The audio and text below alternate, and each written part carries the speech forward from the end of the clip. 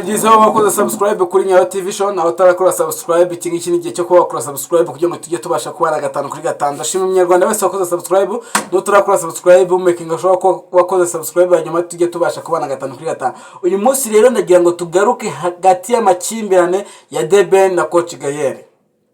Nanone turava kwa Coach Gael na The Ben twerekeze hariya i Musanze kwa kiyo gitaramo cyabereye i Musanze cya The Ben n'umuhanzi bita Rema, aho hanagaragaye n'umuvandimwe wa The Ben ariwe Green P. Reka maze nambara ishati neza mbereke ukuntu tugiye gusesegura iki kiganiro kugira ngo namwe muhari mu judging cyangwa se mutanga amanota cyangwa se muvuge uburyo ki mubyumva namwe. Mu minsi yashize rero nkuko mwagiye mubyumva hano kuri imihanda, muri iyi minsi ku mihanda hari inkuru ya The Ben ndetse na Coach Gael ndetse n'undi muhanzi bita Kevin Kade n'umuhanzi Element ni umuproducer ubarizwa muri label ya M55 Kevin Kade nabo ni umuhanzi wikorera ku giti cye, ariyo label Melody abarizwamo ariko ihagarariwe na Coach Gael. Coach Gael mumuzi nk'umuntu wigeze abana na The Ben muri Leta Zunze Ubumwe za Amerika, ariko mu minsi yashize umuriro hagati yiwe na Coach Gael ntago wari umeze neza. Hari haremwe ikintu wagira ngo nagatotse, ariko nanone nabyita ko kari nk'agatwiko ko kuri imihanda. Mu by'ukuri rero The Ben yagize gutya akorana indirimbo na Element ubarizwa muri M55 na Kevin Kade bakorana indirimbo, ariko indirimbo iba ari ya Kevin Kade, ariko Kevin Kade yari yashatse guhurizamo The Ben na Element. Hanyuma rero bihuza nuko The Ben yari afitanye ikibazo na Coach Gael. Hanyuma rero ariko bashingiye mu ruhande rwanjye rero numva ari nko kuba wenda bagira ngo ba promoting ira ndirimbo sikosa, kubera yuko mwabonye ko mu minsi yashize bahise biyunga ku buryo ibintu byabo bitafashe intera ndende. Mu by'ukuri rero mu makuru The Ben yashyize hanze yavuze ko byamutwaye igihe kigera ku minsi 3 kugira ngo abashe guhura na Coach Gael babashe kubiganiraho, urumva. Hanyuma ariko The Ben anatangaza yuko byari byiza cyane ndetse yabyishimiye kuba yarahuye na Coach Gael hanyuma bakaganira, ariko nubwo baganiriye ntago baganiriye ku kibazo cy'indirimbo kubera ko sindirimbo yateje ikibazo ntago cyari yandirimbo bita sikosa, ahubwo ikibazo cyari hagati ya The Ben na Coach Gael. Hanyuma rero Coach Gael na The Ben baje guhura, wenda sindibuze kuvuga akabari bahuriyemo, ariko ngiye hari aho nababonye cyangwa se ahantu bari barimo baraganirira. Hanyuma rero barahuye baraganira, baravuga ngo ese ni iki cyabasha kudutandukanya cyangwa se ni iki cyabasha kwica ubushuti bwanjye nawe, kuko ko twamwe tubana, ko twabanye mu byiza ndetse no mu bibi, ko twabanye nta kintu dufite, ubu ngubu tumaze kugira icyo tugeraho nibwo twabasha gushwana. Abagabo mbi rero barice baraganira ko kubasanga ibintu bapfaga atari ibintu byatuma koko umubano wabo hagati yabo nawe na Coach Gael na The Ben usinzira.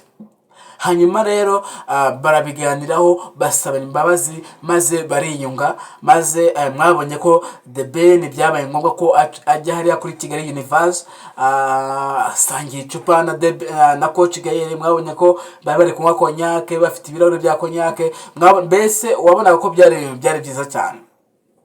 Hanyuma rero Kevin Kade cyangwa se Element muri ayo matiku yose yagiye agaragara ubu ntabwo bigeze bavugwa, nta nicyo Kevin Kade yigeze bitangaza ko indirimbo ni ya Kevin Kade, ngiyaho nabyita nka plank bari bashatse gukora umuntu cyangwa se nka promoter bashatse gukorera indirimbo sikosa. Hanyuma ariko The Ben we yavuze yuko byabaye irantuza cyangwa se ari amagambo byabaye ikiraro cyo kuba yahura na Coach Gael hanyuma bakaganira bakiyunga ko wenda ko byo bapfaga twebwe nubwo tutabizi, ariko umubano hagati ya The Ben na Coach Gael ntabwo ari umeze neza, ariko usibye ko baje guhura ubu ngubu bameze neza cyane. Ngaye nguko rero. Hanyuma rero nanone twongere tugaruke hagati igitaramo cya Rema na The Ben kwira coffee shop bari bagiye gufungura i Musanze.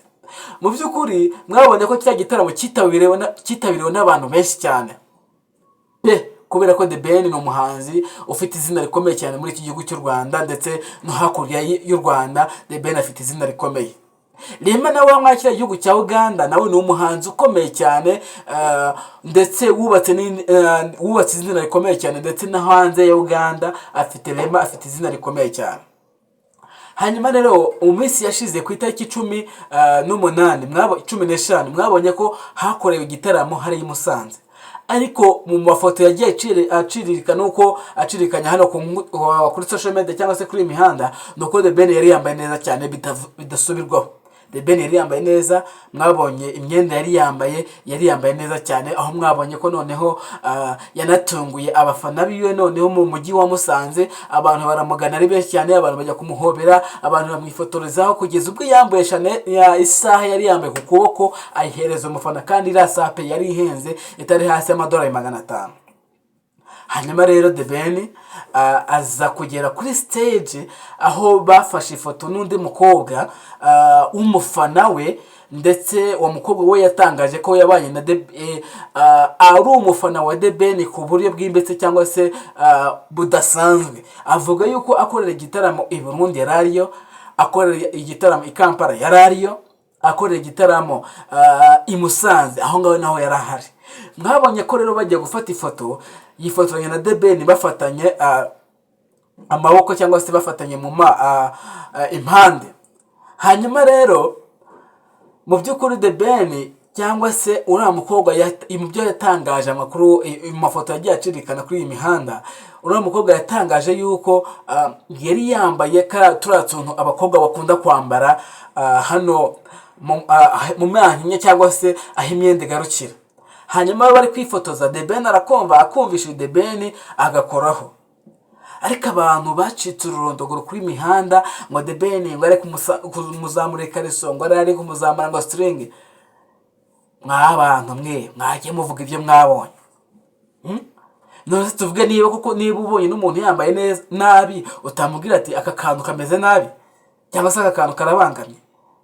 Mu by'ukuri rero mwabonye ko n'ikiganiro umukobwa yakoze ku Isimbi TV yavuze uburyo ki byagenze, ariko abantu bacitse ururondogoro kuri imihanda. Abantu baravuga iriya foto ivugisha abantu kugeza amagingo aya ngaya ikivugisha abantu. Ese The Ben ko tumuzi ko afite umugore, murumva nk'amagambo mwagiye muvuga ari amagambo, ese umugore we nayabona cyangwa se wenda reka twimagine ko atanayabonye, ariko bira ntago ari byo. Niba yaranabikoze cyangwa se niba kuko wari ikariso yamuzamurebye biramureba, ntabwo bitureba twebwe. Icyo twagombaga kureba nuko igitaramo cyagenze neza cyangwa se igitaramo aho ira coffee shop bari bagiye gufungura byagenze neza. Hanyuma rero mwaje kubona ko yari yanabazaniye umuvandimwe bita Green P. nawe mumaze iminsi cyane mumubona kuri imihanda, aho yakoze n'indirimbo n'itsinda ryahoze ari Tuff Gang, ariko ritahuriyemo n'aba Tuff Gang bose, ariko muri iyi minsi ishize basohoye indirimbo. Mu by'ukuri rero The Ben yavuze yuko rero mu byo yatangaje ko Sikosa ari indirimbo igiye kuzasohoka, kandi hanyuma ari indirimbo izashimisha abanyarwanda benshi kandi muzayumva neza, hanyuma mukagira ibyo muyikuramo, ikinjiza Kevin Kade cyangwa se ikinjiza n'abandi bantu bazaba bayipostinze, kubera yuko nanone Kevin Kade ni twebwe abanyarwanda akora umuziki. Niba ari twebwe rero akora umuziki, natwe tugomba kuzajya kureba iriya ndirimbo. Mu by'ukuri rero mwabonye ko The Ben hari ahantu haciye neza.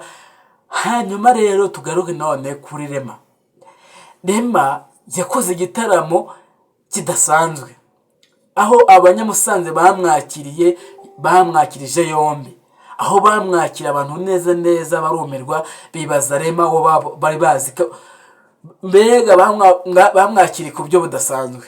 The Ben nabo baperformize neza muri ya ndirimbo bakoranye, hanyuma igitaramo kigenda neza. Ngaye nguko rero byari biri kuvugirwa kuri imihanda, ndetse ndagira ngo ngezo n'andi makuru agiye atandukanye muri no minsi, nubwo nayo maze iminsi ndahari, ariko ka video ngakoze kugira ngo niyame abantu bagiye bafata inkuru zitari zo kuri The Ben bakaza prodinga cyangwa se bavuga amagambo atariyo. Mu by'ukuri tujye tumenya ko uriya no umupapa wubatse urugo, no umupapa ufite umuryango, urumva ntabwo twego kwiye kuvuga amagambo ameze kuriya, sibyo. Niba wenda umuntu yari yambaye akantu wenda kakamuje ndamufasheho kugira ngo bafate ifoto, ntabwo bivuze yuko ari ikariso ari kumuzamurira. Mu by'ukuri rero this is Nyayo TV show, ndabakunda cyane, bye.